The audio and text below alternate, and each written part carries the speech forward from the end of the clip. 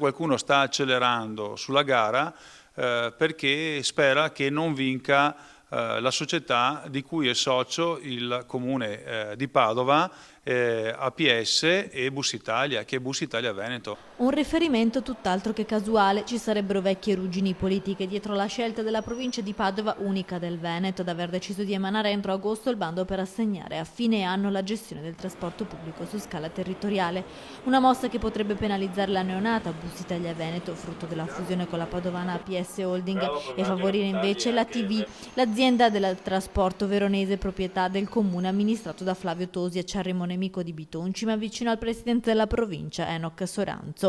Abbiamo fatto una fusione appositamente per rendere la società operativa e perché possa partecipare alla gara, cosa che non era possibile come APS Holding, perché non avrebbe avuto le caratteristiche, e poi scopriamo che la provincia accelera perché c'è questa ipotesi nell'aria che possa partecipare anche una ditta veronese che è della stessa linea politica del Presidente. Il sindaco Bitonci chiede al collega della provincia di lasciar fuori la politica da queste scelte che poi si ripercuoteranno in termini di servizi sui cittadini padovani.